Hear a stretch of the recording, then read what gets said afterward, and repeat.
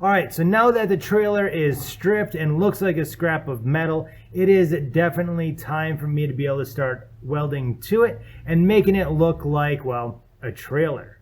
Now mind you guys, this is my first time actually doing real welding on anything of importance, and I did have guidance, but the welds aren't always the prettiest. In fact, most of the time aren't the prettiest, and I'm still not a great welder, but even a bad weld is still a pretty good weld. I had the owner of the shop look over all of my welds before I painted it to make sure that it all looked like it would hold up and would be perfectly fine. And there was a few places that he also touched up that were definitely subpar.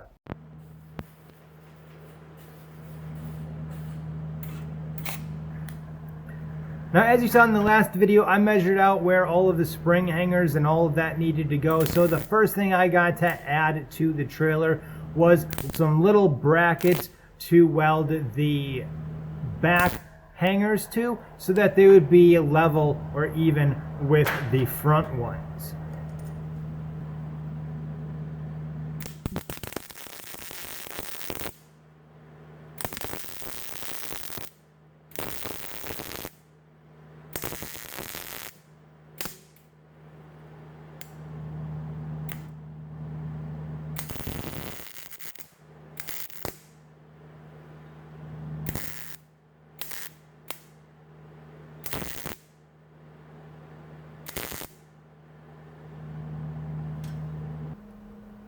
Once I did that, we had to make sure that before any welding of the hangers were done, that they were straight and parallel and evenly spaced and all that fun stuff to the trailer itself. And one thing that really assisted us in doing that was some scrap 2x4s that we were able to cut the exact distance width apart and make them to be lined up properly.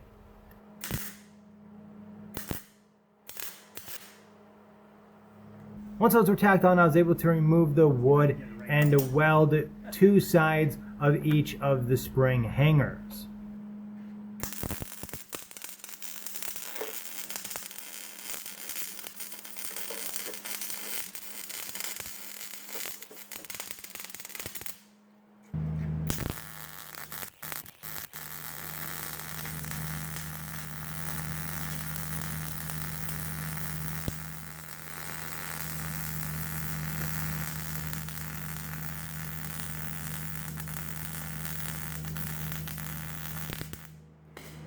Now, since those are welded on, I was able to put the springs on. And one side of this went really easy. I was able to take the bolt, slide it right through both the hanger and the spring, and put a nut on the other side of it perfectly fine. Then on the back, I put the hangers on. That went smoothly, and it went smoothly for the top bolt as well.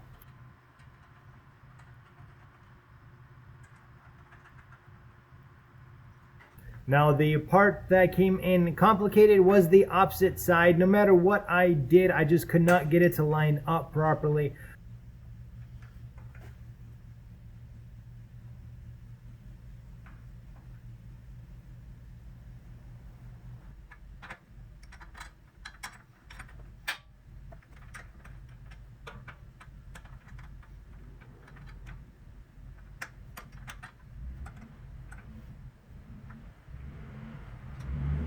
I tried whacking on one portion of it with a hammer to be able to hopefully get some progress in there, and I got a little bit, but not enough, not even close. And so I ended up getting some backup once again from Jerry, the owner, and he figured out exactly where needed to be whacked on. And once he did that, he was able to get it all together, and then we just simply tightened it all up with a couple of tools and a drill.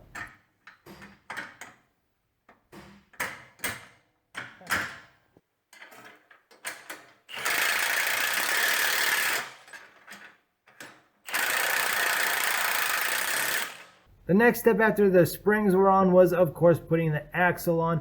We did have to weld on the saddles to the axle, which wasn't really a big deal. We just got it all measured out perfectly fine, welded it on there. And here you can see me tightening it up with, once again, the drill.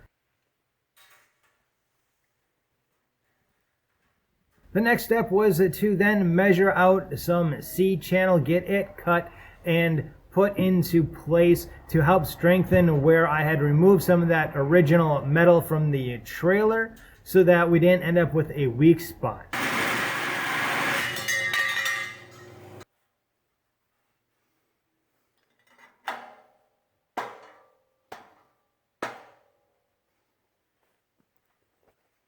Once I had it cut and measured out, I was able then to weld it into place, as well as welding on a small cap onto the frame to kind of make it look a little bit nicer as well.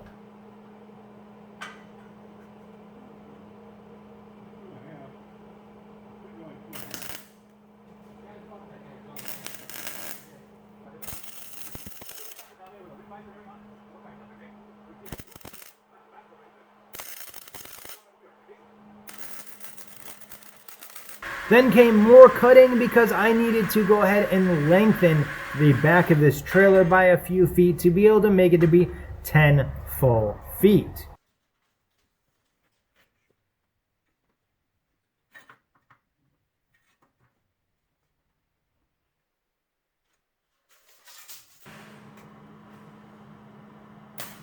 Once those were very carefully measured out and tacked, I was able to take any of the clamps off of it and weld it into place as well.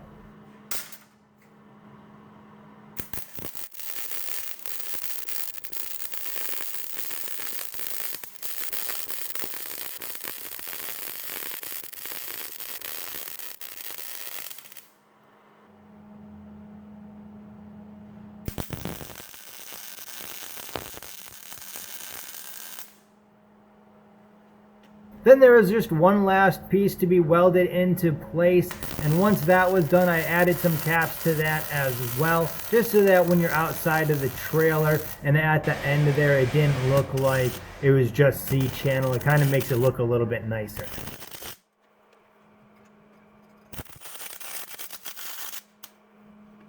Now one day when I was gone, the owner decided to take it upon himself to go ahead and weld on a 5 feet piece of square tubing that we had already discussed, so it's not like I didn't want it.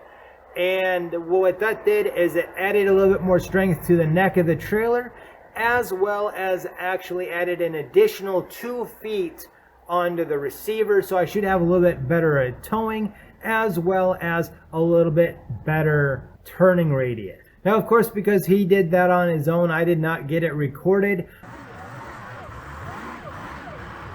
Then came one of my most exciting parts of this, and that was flipping it over and getting it on its wheels, which was pretty exciting. Now, the first time that we flipped this, we were able just to flip it by hand because it didn't weigh much of anything. However, with all of the extra added metal onto it, as well as the wheels, that just wasn't going to happen. So we ended up using a chain and a large piece of machinery.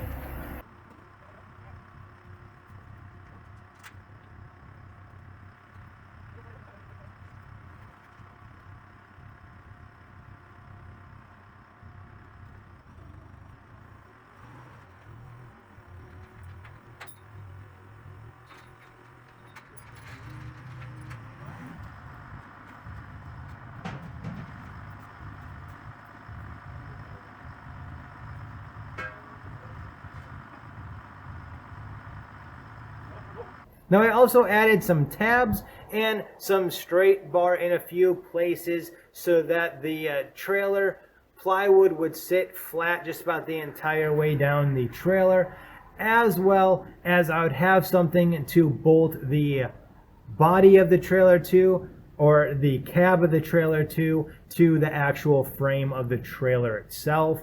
So I think I put 8 of those on the entire trailer, so I've got 8 places that I can bolt the body to without having any issue. And that is what it took to get the trailer looking like, well, a trailer.